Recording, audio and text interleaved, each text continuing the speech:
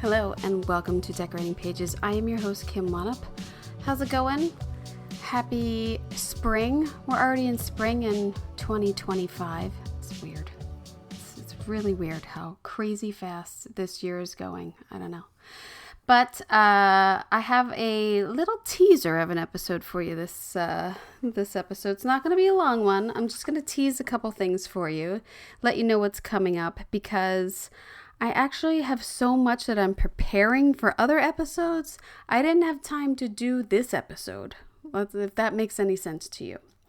But first up, let's tease Severance. Let's talk about Severance, because I just finished an interview over the weekend with set decorator David Schlesinger, and I had, 50,000 questions for him, and I asked him about 20,000.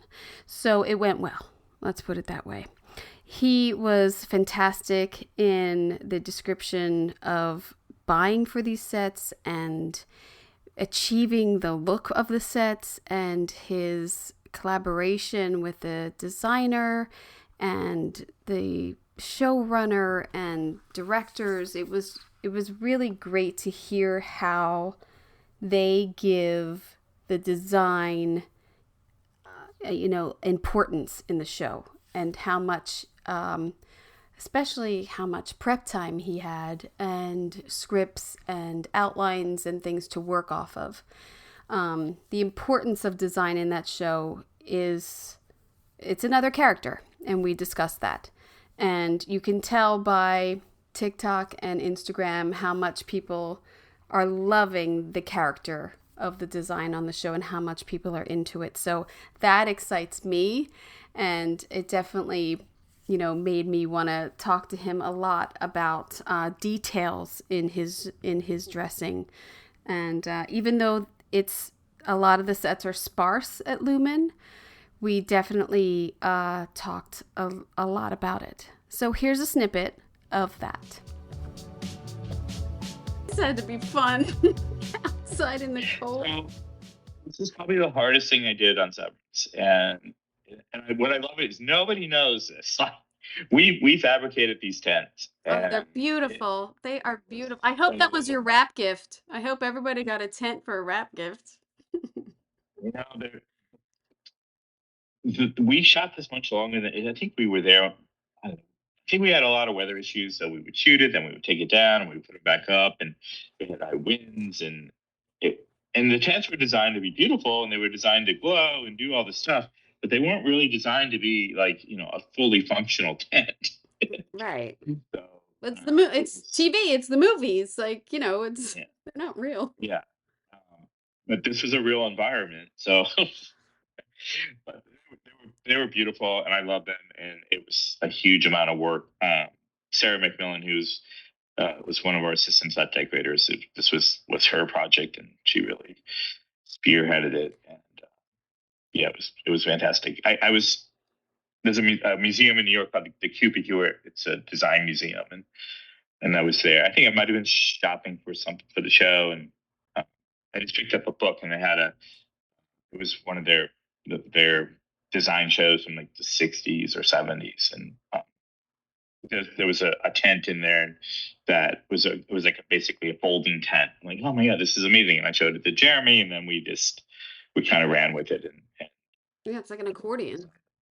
Exactly. Isn't it so great when you look back at old design that never really made it, but was so cool? Like, why didn't they go down those roads? Like, why isn't this a real thing? It's crazy.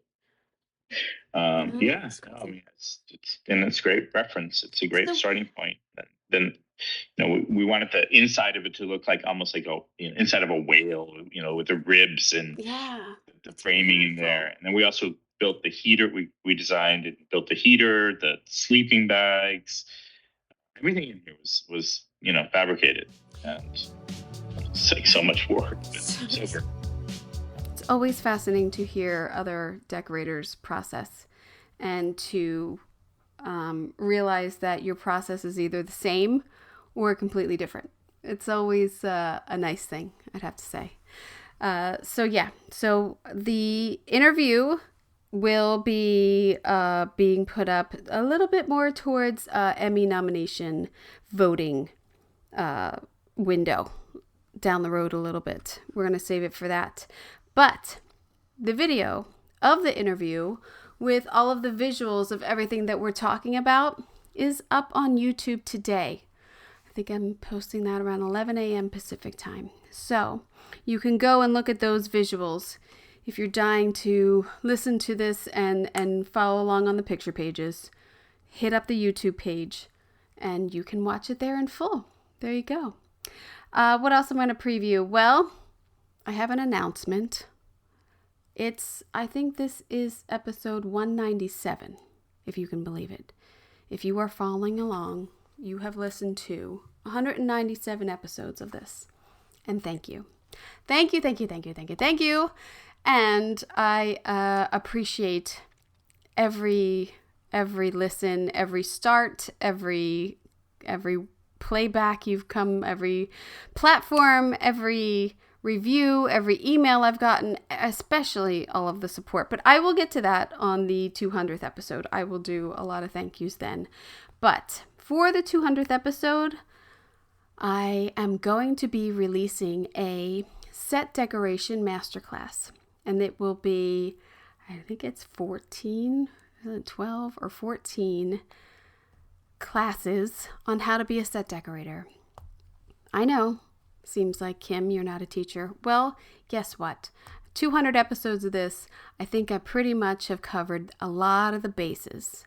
And a lot of the previous episodes will be in these classes and some new ones. And I'll go over all of that. And it will be available on the Decorating Pages podcast website. So if you know anyone who is interested in becoming a set decorator, they will be able to pick up an audio class if they're into that. And I'm very proud of it. And I think I will be available for questions and off of that. And I think it's a good thing because I have looked high and low at a lot of colleges and schools, and there doesn't really seem to be, I mean, there's a couple in Chapman, and like, I know that there are a few that do offer production design classes, but not really specifically a lot of schools and colleges offer set decorating. So hopefully this will help someone. And if it helps one person, success. That's all I'm going to say. Success. So yeah. So there's another announcement for you. Yeah. We are getting close to Emmy nomination window opening up, which Emmy nominations, your window to submit your Emmy submissions for your shows is already open. So if you haven't submitted, you should. You should submit your show. You never know. And I am a believer in you never know. Because I will be completely honest with you, I was nominated in 2009 for my work on Bones, and I still don't believe it. I mean, I think my work is good. Do I think people's work is better? Other people's work? Absolutely. Do I think I deserve that nomination? Probably not. I don't know. I mean, I was dumbfounded, but I still took it. I still took the nominations. I lost to Pushing Daisies, and rightfully so. That was a great looking show. That was an amazing looking show. So I'm glad to have lost to something that looks so great. So yes. So you never know, people. You never know. Popularity comes in weird places sometimes in this business. And I think, unfortunately, as I talk about a lot, stop voting for your friends and vote for the work. Well, you know, sometimes we vote for our friends and sometimes we vote for our favorite shows and not exactly the work, which is a bummer. So you never know. So you should submit your show, especially if you are in the half-hour comedy, or not, it doesn't have to be comedy, half-hour single, half-hour multi-camera.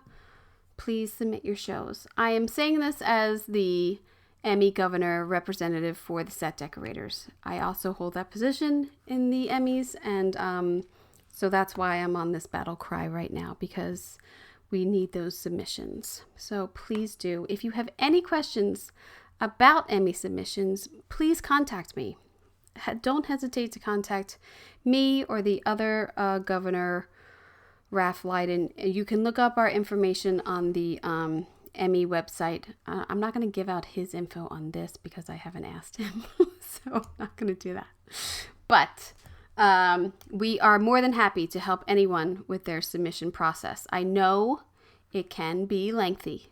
We have gone over the process. We have gone over trying to make it a less painful process, and hopefully, as you will see with this year's paperwork, it's a little less, hopefully, and we are certainly open to any suggestions. So yeah, drop that in there. But in continuing with the Emmy nominations, I have many, many, many interviews coming up. So that's what I've been doing, and that's what I'll be doing in the next couple weeks. I have shows like Daredevil, Matlock, Dexter, The Studio. We have Severance to show you. I have a couple others that are unconfirmed, so I hate to say things that are unconfirmed, but I've done, we've already talked to the Penguin. That's definitely a contender. So there's plenty of episodes for anyone who wants to, obviously there's Dr. Odyssey, and there's A Man on the Inside.